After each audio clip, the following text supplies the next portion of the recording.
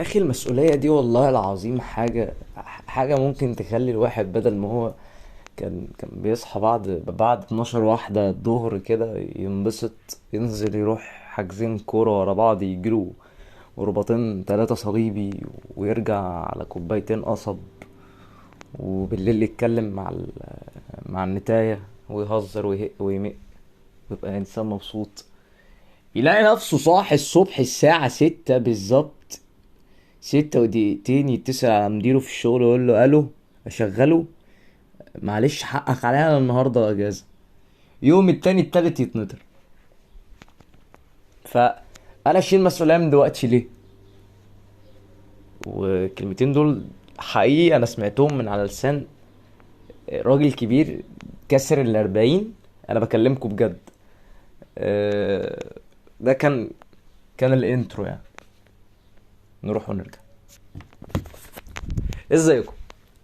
انا ستيفن هاني، وده برنامجكم الفظيع الشنيع المريع الجميل، الانتقال من اليأس إلى اللبس. بالنسبة للأعزائي المستمعين الجداد، شرفتوني نورتوني فوق دماغي ونستوني. شد كوباية القهوة، الشاي، نسكافيه، كراوية، حلبة، حصى، أيا كان مشروبك، وتعالى اجري ورايا عشان هنحلق النهاردة على موضوع مختلف حبة.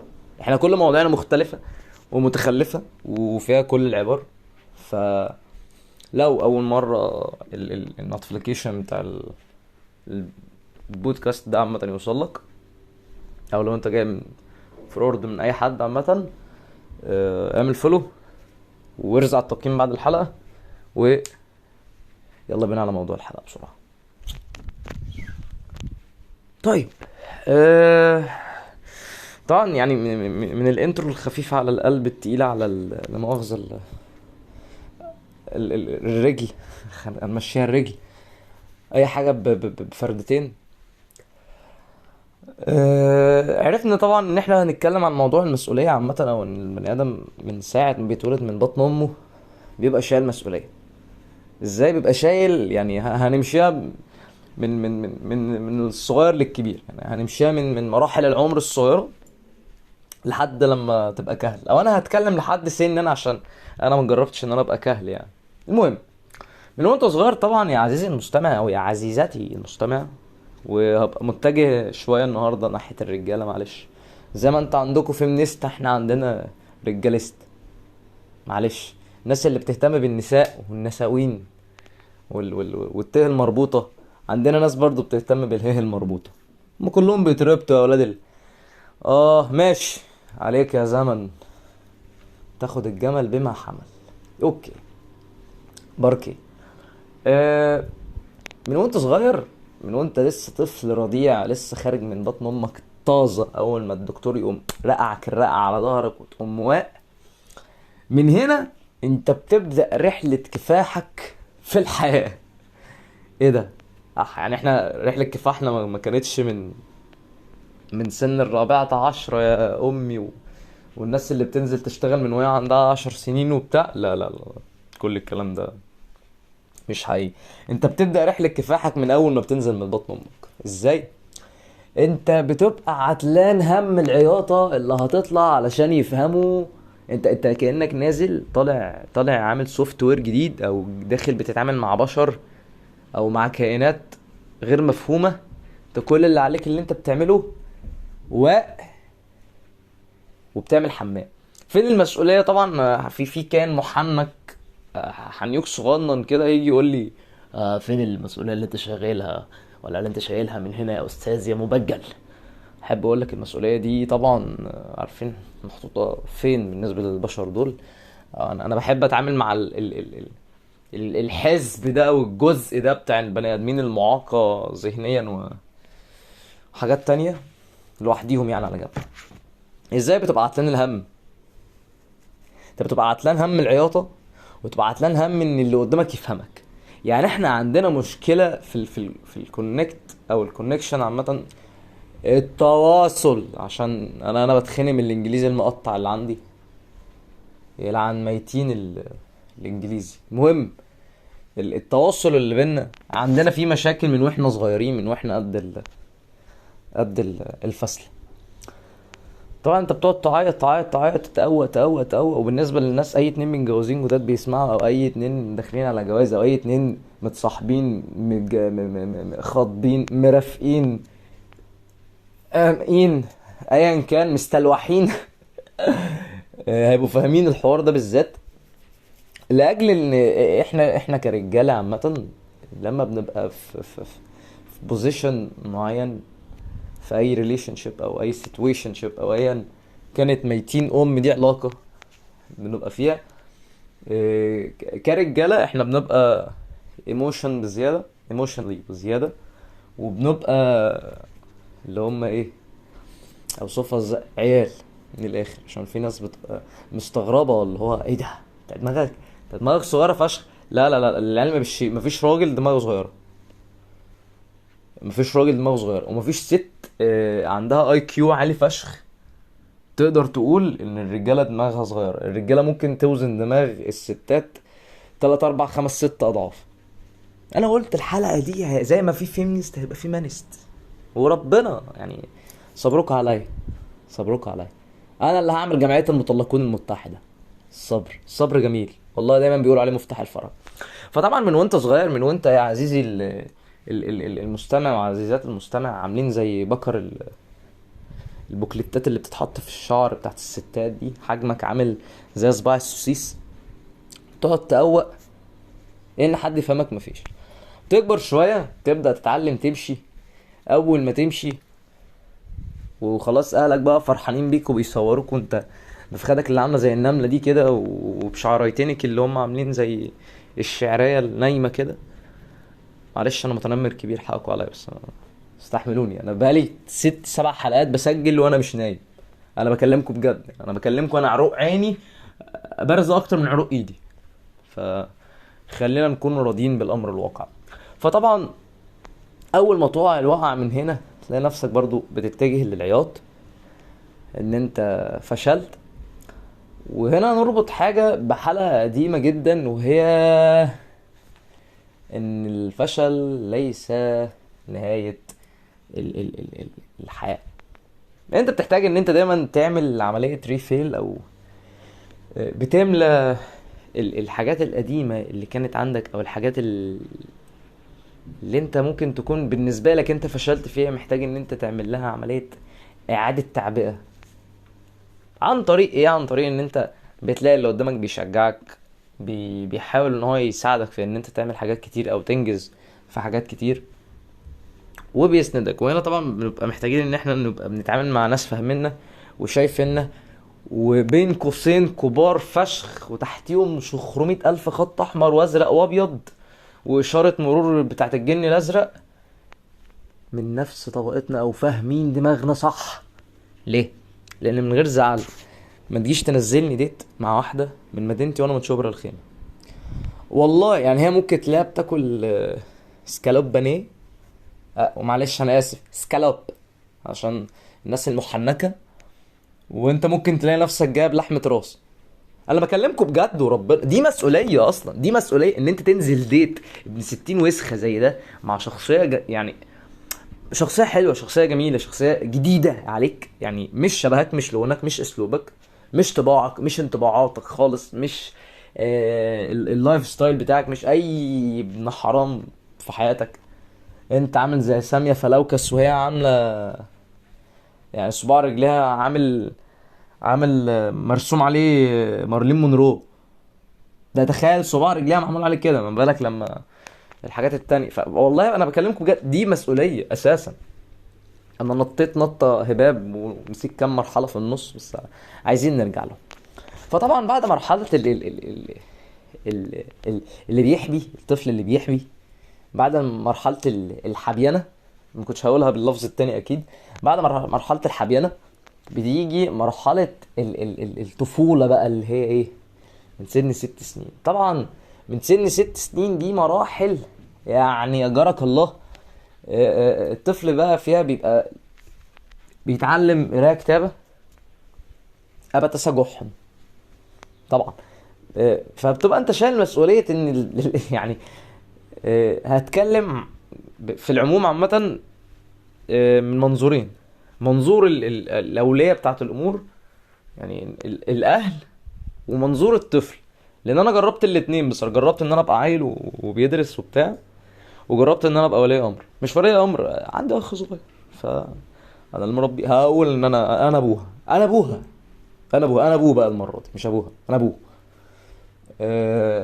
فهتيجي من وجهة نظر ولي الامر، هو بيبقى قاعد، ياه الواد عارف يقول بابا، الواد عارف يقول ماما، الواد عارف يقول ايه، طب بس هنعلمه. وتبدأ بقى تتوديه بقى حضانة. المرحلة دي بتبقى بنت 60 كلب. صحيان الصبح، ودي مسؤولية تانية خالص على جنب. سكة صحيان الصبح الساعة 6 دي أنا بكره ميتينها. أنا هتكلم عن نفسي يعني. هو طبعا يعني لو هنتكلم علميا وبأسلوب يعني مختلف شوية، أو هو الأسلوب التقليدي، الأسلوب العلمي التقليدي البيض اللي احنا متعودين عليه، اللي ليس فيه أي شيء ممكن يخلي البني آدم هي مبسوط، انه احسن وقت انت ممكن تصحى فيه هو من اول الساعة 5 الصبح لحد الساعة 7 الصبح. وطبعا بتكون نايم قبلها ب8 ساعات، 8 ساعات زي ما الكتاب بيقول. تكون نايم في مكان كويس انت متعود عليه، مستريح، بلا بلا بلا الى اخره. ده مش موضوعنا. فتصحى الصبح تلاقي نفسك بعماصك، بشورتك المخروم، بفلنتك النص قط. انا بتكلم بجد، نص قط. بتلاقي القطايه مقصوصه منها كمان، مخرومه. ومطالب منك ان انت تيجي تنزل الواد ده كدورك كولي امر. دورك كطفل، بتصحى من النوم من اجدعها حلم سبونج بوب. باب بقى مش بوب حتى، بس سبونج بوب. ال ال ال ال ال البوكسر المربع اللي لونه اصفر، السفنجة. تصحى من الحلم انت مبسوط جدا. انت كنت مرافق ساندي هامور. انت كنت نايم مرافق ساندي هامور، صحيت لقيت ساندي زنقور في الحضانة. تصحى تلاقي نفسك بيلبسوك لبس غير اللبس اللي انت كنت لابسه، ومتضايق. ويا سلام بقى لو في الشتاء، يا نهار ازرق، جحيم. مع ان ده عكس ده اكيد، بس اللي هو ايه، يا لهوي، اسيب العز والبطانيه واكل الوز وانزل عشان اقابل سليمان فلوكس؟ ليه؟ ليه يا دنيا؟ ليه؟ انا مالي بمشاكل الدادات؟ انا مالي يعني؟ انا كان ذنبي ايه؟ انا كان مالي بالحوارات دي كلها؟ انا ابسط من كده بكتير والله. طبعا الواد بيروح بيرجع بعادات وتقاليد طبعا، يعني على حسب البيئة اللي هو بيختلط بيها، على حسب العيال. وما بيبقوش عيال، هم بيبقوا حرفيا محولين، كائنات متحولة. عارف الدي ان ايه؟ انا مش عايز اقول حاجة تانية، يعني الدي ان ايه عندهم غير الدي ان ايه عند اي بني ادم. عيال الحضانة دول حقيقي، انا بقولها من واقع تجربتي في دي شغلانة، او في ده اسلوب حياة. العيال هناك بيبقوا بياكلوا اي حاجه، اخضر يابس قالع لابس صاحي نايم، مفيش، ما بيحلوش حد. ممكن ياكلوا شنط بلاستيك عادي جدا. شفت الريموت اللي بيقلب بتاع التسجيل العربيه؟ ممكن ياكلوه عادي جدا. بيسفوا اي حاجه، بيسفوا اي حاجه. فالواد طبعا تلاقيه راجع من عندهم، انت طبعا بتبقى شايل حمل، اللي هو يا لهوي الواد ما اكلش، نعمل له ايه يعني؟ نعمل له اي حاجه. الواد ممكن تلاقيه قاعد بياكل في رباط الجزم عادي جدا، قاعد بيسف مكرونه سباكيتي جلد. بكلمكم بجد والله. فبيبقى عليك كمية ضغوطات انت كطفل. والله ما بهزر. المسؤولية ملازماك من ساعة ما انت نزلت من بطن امك لحد ما هتبقى كهل، ولحد ما تموت. يعني انت حتى لما تموت انت هتبقى مشايل اللي حواليك مسؤولية ان هم يدفنوك ويغسلوك ويكفنوك ويدوروا على الورث بتاعك، اللي هو ايه، اللي هتلاقيهم مصاصتين ماربيلا وكسين اندومي، ها، و20 جنيه كانت متبقيه عليك حجز قديم. يعني انت كمان هتطلع مديون. حاجه يعني موته مشرفه، موته مشرفه. عارف انت اللي هو ايه، مات وهو كان بيحاول. ده مات مديون، ده مات مزنوق، مش حمام، مات مزنوق. مزنوق في فلوس، متعسر. مفيش حد ما تعثرش في البلد دي الحمد لله. نكبر شويه، نوصل لمرحله ال 12 سنه. انا سكبت بتاع حوالي سكه 6 سنين ولا 4 سنين، عادي مش مهم. ما كل ده بيفضل موجود لحد ما تخش طبعا ايه، مرحله الابتدائيه. وهنا بقى ايه، اولياء الامور طبعا بيبقوا ايه، شعرهم نبت اخضر، مش ابيض مثلا، اخضر. لو انت شفت كل حاجه ايه لسه، خد قفا كده واصبر عليا، لسه معانا حبه حلوين قوي. فتيجي تلاقي نفسك مره واحده ملزم بيونيفورم، ملزم بسندوتشات. عليا الحرام من دين يا محمد، انت لو ما جبت ربع الرومي عشان الواد انت هيتنكد على ميتين اهلك 3 سنين. ماشي امرنا لله، احنا متجهين ان احنا مضطرين ان احنا نروح نعمل حاجه سافله زي كده، احنا رايحين نجيب ربع رومي في الايام دي. ربع رومي على ايامها او على ايامهم، على الايام 2010 ولا 2012 كان مش عارف ب 10 جنيه ولا حاجه، ولا كان اقل كمان. 10 جنيه ده انا كده ببالغ. مش عارف والله، بس ماشي. بتبقى مسؤوليه، بتبقى متحوط من كل ناحيه، فينو، يونيفورم، اكل، شرب، لبس، فسا، اي حاجه انت بتبقى مضغوط ضغطه بنت حرام. بيبقى عليك مسؤوليات واعباء تكفيك انت واسرتك واهل اسرتك، اللي هو ابوك وامك وابوها وامها. تشيل كله بجد.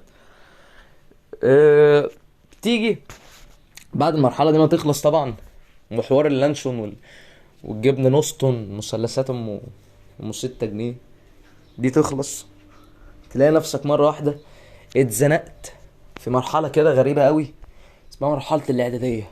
مرحله الاعداديه دي اعوذ بالله ابليس وبعمه، او ابليس وبجلبيه، او ابليس بصندل. تخيل كده ابليس متجسد في صندل. يا نهار ازرق، تسلخات ما بين صوابع الرجل، وكما قال زغلول بالظبط. سب وبص وسيو لحد ما قلبك يقول لك يا كافر. طيب المرحله دي او المرحله الاعداديه عامه، هي من اسمها مرحله اعداديه، بتعدك لان انت هتبقى داخل على انك تبقى مراهق، كائن بالظبط. يعني كان لازم تتعايش وتعيش وتتنفس وتتغذى وتعمل كل حاجه. انت محتاج ان انت تعمل كل حاجه وتمارس كل شيء ممكن يكون حصل في حياتك. انت بتتعدل كل حاجه. فدي بتبقى مسؤوليه عليك. بتلاقي نفسك خدت حاجه اسمها علوم، وخدت حاجه اسمها دراسات، تلاقي نفسك بتاخد مناخ، تلاقي نفسك بتاخد مش عارف ايه، تلاقي نفسك خدت في يعني ايه ده ازاي ده كان امتى، ده فين، ده ازاي، ده مين، دول ايه، انا ايه، انتوا مين، كل ده ايه. فبتبقى مسؤولية عليك انك تبقى متفوق، انسان ناجح، انسان بيحاول يعمل كل حاجة صح، على الرغم من ان المرحلة دي اساسا كل حاجة فيها غلط. والله العظيم بتتعامل مع طبعا بيئات مختلفة. لو انت كنت من الشخصيات الهادية الراسية العاقلة الجميلة اللطيفة ايا كان مسماك، هتلاقي نفسك بتتعامل مع الهادي، تلاقي نفسك بتتعامل مع المجنون، تلاقي نفسك بتتعامل مع السرسجي، تلاقي نفسك بتتعامل مع عقليات لا يمكن عدها ولا يمكن ان يصورها عقل بشري، او حتى كلب شواوا ان هي موجودة.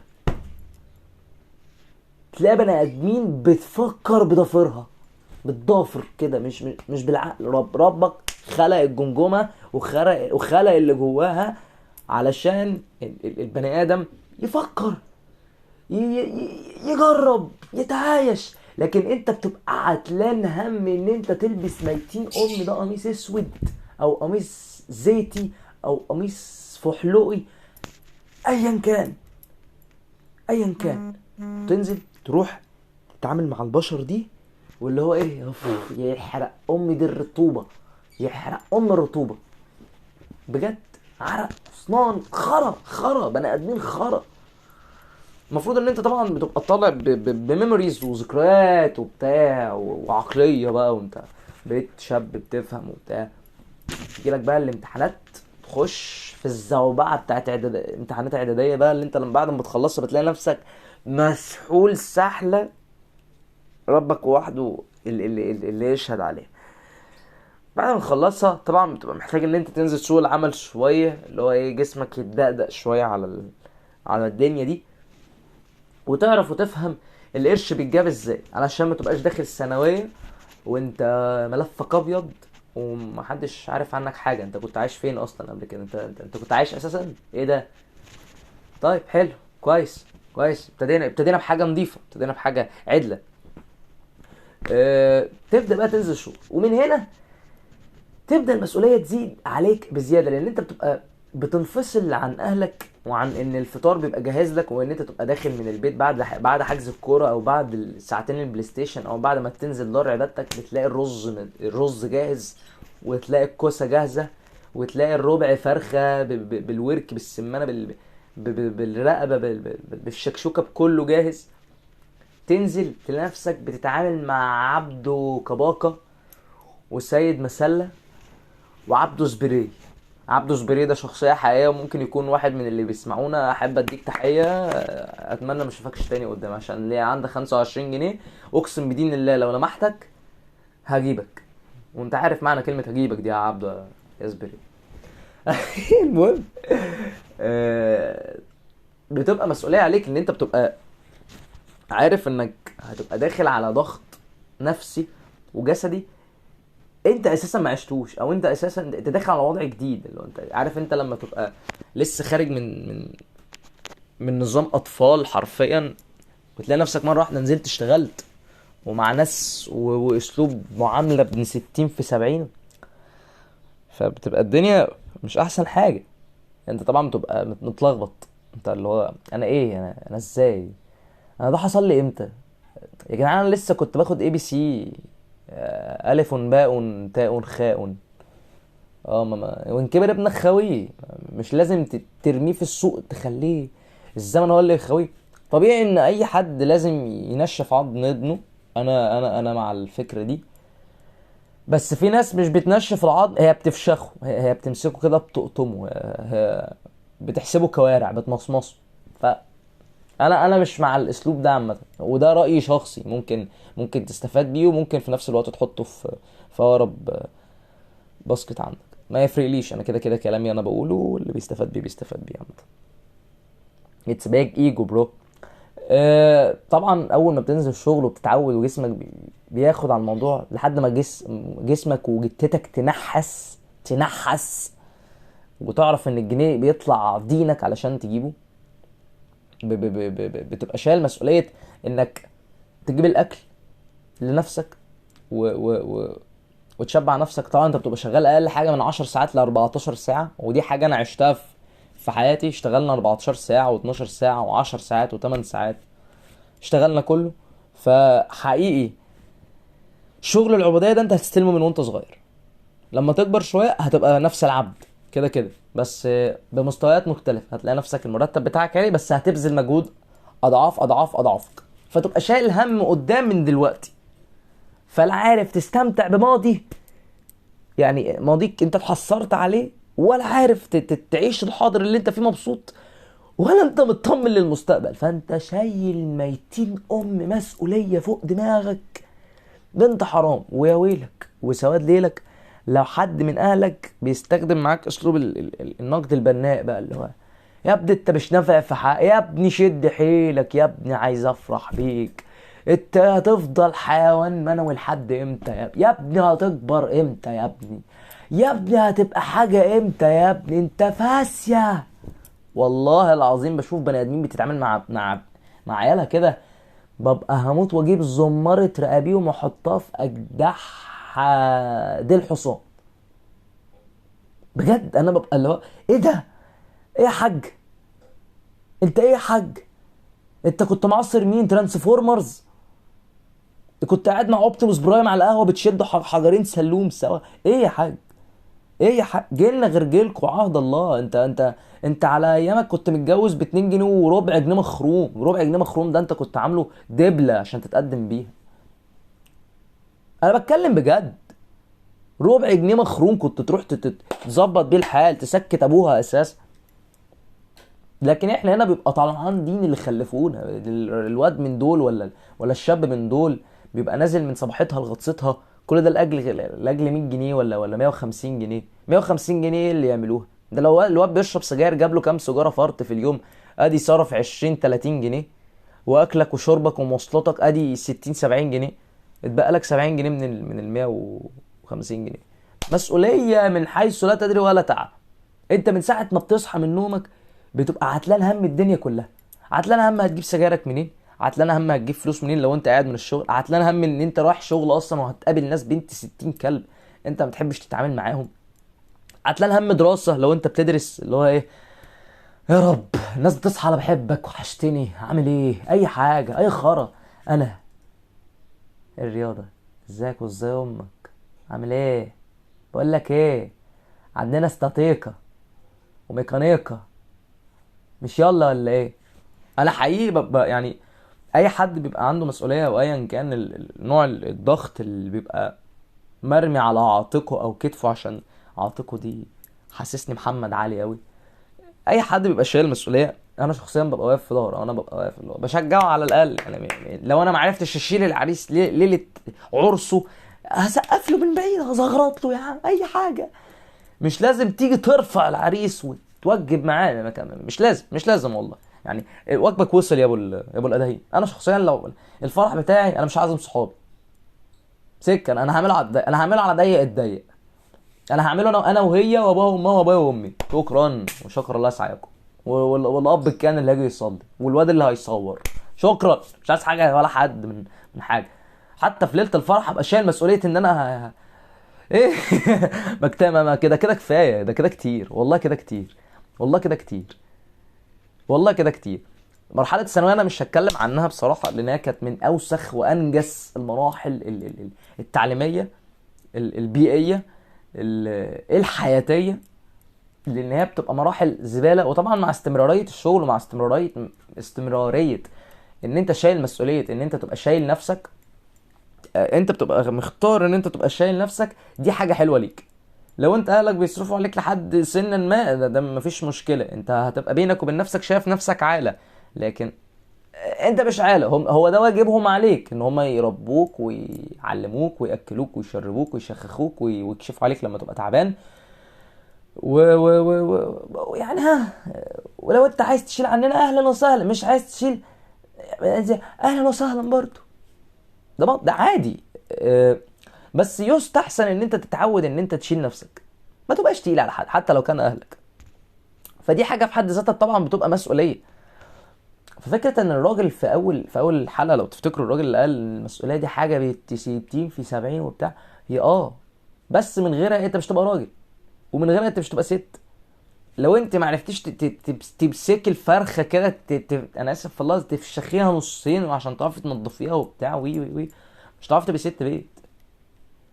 وانت يعني انا معلش انا مش هاجي على الستات بس، ما احنا برضو ساعات يعني عندنا، مش عايز اتلفظ قوي، مش عايز اخد راحتي قوي هنا، ده مش شات واحد صاحبنا. انت برضو يعني لو ما تعودتليش على الشغلانه وقاعد ماسك لي اللابتوب وقاعد عمال تتكتك هنا وقاعد عمال تسكرولينج على الفيس وعمال تقول لا انا شغال اونلاين من البيت، يعني مش عايز اتلفظ، مش عايز ابح لك. لازم احنا عامه كبشر احنا مكتوب على ميتنا ان احنا نعيش المسؤوليه، مش يبقى عندنا مسؤوليه. عندنا مسؤوليه دي حاجه، ونعيش المسؤوليه دي حاجه تانية. احنا مجبر علينا ان احنا نعيش المسؤوليه ده بجد. انت بتصحى من النوم تبقى عتلان هم هتشوف خلقه مين انه هتصطبح بوش مين النهارده، يجي في نص اليوم طبعا عندك ماتش ولا حاجه تتفرج عليها تبقى قاعد جضان، تبقى قاعد خايف، قاعد بتقابل مش عارف مين السيتي. طبعا لو قابلت السيتي يا ويلك وسواد ليلك، هتلاقي عمك دي بروين واقف لك في نص الملعب موقف لك حماده كده بيقول لك ايه، هتاخد مني رجل والله العظيم ما هتعيش، ما حدش فيكم هيعدي. طبعا لو انت ليك اهتمامات تانية، شغلك، دنيتك، ايا كان نوع المسؤوليه اللي عندك او نوع الهم اللي انت شايله في دماغك، نصيحه يعني نصيحه من اخ، بلاش تحتفظ بيه لنفسك، بلاش تحتفظ بيه لنفسك. شوف اقرب حد عندك وروح اتكلم معاه، روح فضفض،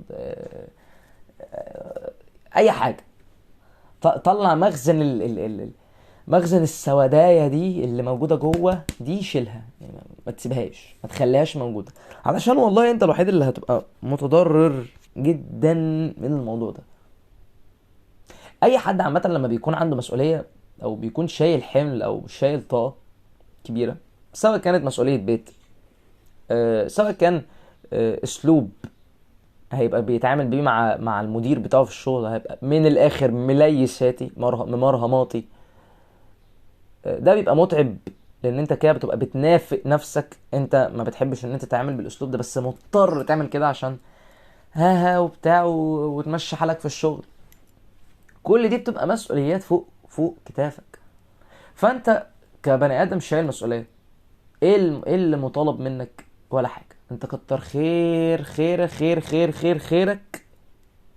وخيرك كتر خيره ان انت شايل كل ده. ايه ده بس كده؟ ليه؟ علشان ببساطه هي الدنيا وسخه. بدون اي سابق انذار، هي الدنيا وسخه جدا جدا. بتبقى شايفاك تعبان وبتزود عليك بقى. انا ما بقولكش بقى تمشي فيها عند ودماغك بدماغها، لا. لقيت نفسك تعبت، ريح 5 وارجع، او ارمي التليفون ده كده بعيد، خد لك نفس، نزل الدمعتين، ريح، ارجع. بس ما تسوقش في الزعل، لان هتبقى فوق ان انت هيبقى عندك مسؤولية وضغط، هيبقى عليك مسؤولية ان انت تقوم نفسك من الزعل اللي انت دخلت نفسك فيه. فهتلاقي نفسك قاعد في حرب، اللي هو وانا كنت بحل ايه عشان احل ايه تاني؟ وانا ما بصدق اهرب من كذا عشان يطلع لي كذا. ايه يا جدعان في ايه؟ ايه الصمت العقابي ده؟ الدنيا ماشيه معايا بشغل الصمت العقابي، هلاقيها منها ولا من الدنيا؟ هي مش ناقصه. احنا كبشر عندنا مشكله، ومشكله كبيره، هي كارثه بنت 60 كلب، وهي ان احنا مجهودنا ما بيتقدرش. احنا دايما بنحس ان احنا مجهودنا لا يقدر، ما بيتقدرش. فلو انت من الناس اللي عندها مسؤولية بس في نفس الوقت ممكن تخفف او تهون على البني ادم اللي قدامك ده، حاول على قد ما تقدر ان انت تهون. لو ما كانش باسلوب مادي خليه باسلوب معنوي، لو ما كانش باسلوب معنوي خليه باسلوب تلامسي، اللي هو طبطب على البني ادم اللي قدامك. ايا كان الاسلوب اللي انت ممكن تكون انت اتربيت عليه، حاول تكتسب حاجات تانية. مفيش حد فينا بيتولد بيحب الرسم، دي حاجات بتبقى مكتسبة. مفيش حد فينا بيتولد بيحب الكورة، دي برضو حاجة بتبقى مكتسبة. انت مثلا عمر ما حد في البيت عندك شغل ماتش كورة، بس انت شفت صحابك اللي انت بتقعد معاهم مشغلين ماتش كورة، فانت بقيت مبسوط، انت مرتاح مع الجماعة دول، وهم انت شفتهم بيعملوا حاجة حلوة، قللوا الضغط او الاسترس بتاع المسؤولية اللي عندهم عن طريق الحاجة دي، فبقيت انت تقلدهم. عشان كده بقول لك حاول ان انت تتعلم اي حاجة جديدة لانج نوفي من الدنيا، لان زي ما في مسؤوليه وضغط، زي ما هيبقى في رفاهيه، بس الرفاهيه مدتها قصيره. فالذكي مين او الشاطر مين او اللي مفتح مين؟ اللي يعرف يستغل الفتره بتاعت الانبساط او الفرح او ايا كان الصغيره دي صح، وبنسبه كبيره في صالحه، زي ما هو قال كده بالظبط. دول كائنات اكلهم بيوصل لهم لحد عندهم، شربهم بيوصل لهم لحد عندهم، يا دوبك بيخشوا يتزاوجوا ويطلعوا، بيعتلونا احنا الهم ده على اساس ان احنا مش شايلين كفايه. لا، احنا شايلين كفايه. فمن الاخر يا عزيزي المستمع او يا عزيزتي المستمع، بالذات على الرجاله، اخر حاجه ممكن اقولها في الحلقه دي، بالذات على الرجاله الضغط بيبقى عليهم كبير. يعني خلينا نبقى واقعيين شويه، بالذات على الرجاله الموضوع بيبقى عليهم عبء او ضغط كبير. ليه؟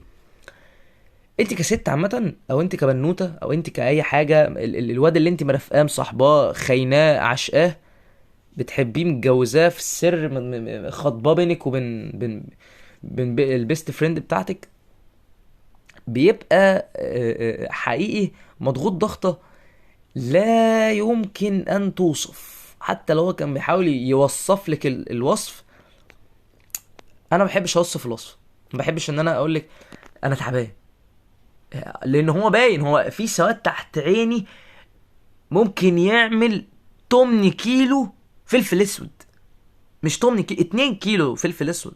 ف بالنسبه للبنات انت مش ملزمه بشيء، يعني انت ممكن حتى لو انت اتجوزتي مثلا ممكن تقعدي في بيتك، ممكن تعملي كذا، ممكن تعملي كذا، ممكن تعملي اي حاجه. انت مش ملزمه بشغلانه، مش ملزمه باي حاجه. انت اخرك ممكن، انا بتكلم عن الناس اللي هي غير ملزمه، عشان عارف ان هلاقي مره واحده اترفع عليها قضيه حموم المراه، وانا مش بتريق، انا ده بجد، انا مسميها حموم المراه. هلاقي نفسي مره واحده اترفع عليها قضيه من حيث لا تدري ولا حيث لا تعلم. فانت مش ملزمه بشيء، لكن الراجل ده او الولد ده هو ملزم بكل حاجه.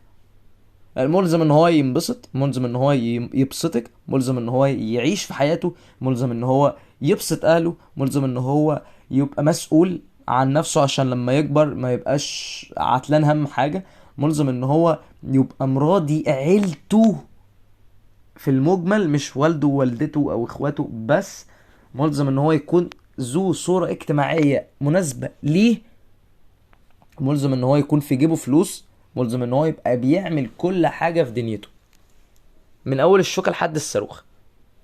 ف عزيزتي المرأة، ابوس سن نملة دبانتك، كفاية نكد، والنبي، والنبي، وكفاية الصمت العقابي، وكفاية سكات، مش سكيت، وكفاية سكات، كفاية صمت. الصمت والله بيخنق، بيتعب، بيجيب اجل البني ادم، بيشيل الراجل مسؤوليه. هي اصلا يعني كفايه الدنيا مرضعاه مسؤوليه من ساعه ما كان فسل صغير، حته فاسيه.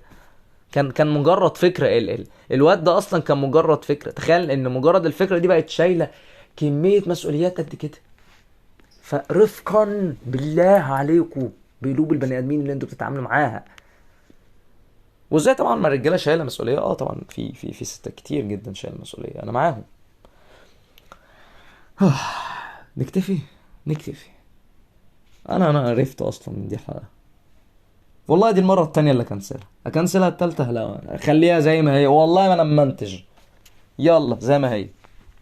طيب، وفي اخر الحلقه احب اقول ان انا مبسوط ان عملت الحلقه دي. طبعا كالعاده، يعني كعادتي من في اي حلقه من اي حلقات اللي فاتت. أه بشكر كل اللي استمع لحد اللحظه دي، لحد الثانيه دي، لحد الفسوه دي، لان هو عنده صبر مش عندي انا شخصيا. واتمنى يكون اي حد استمع للحلقه دي استفاد، ولو كان بالستوري مود حتى ما كانش الموضوع. واتمنى الناس كلها الدنيا تخف معاه والامور تتحسن مع الكل. شكرا لكل من استمع، وهستناكم او هتستنوني في حلقات جديده، زائد ان شاء الله ان شاء الله ان شاء الله يعني في خبر جامد جموده. ممكن نعمل حفله ستاند اب كده صغنونه في التجمع الخامس.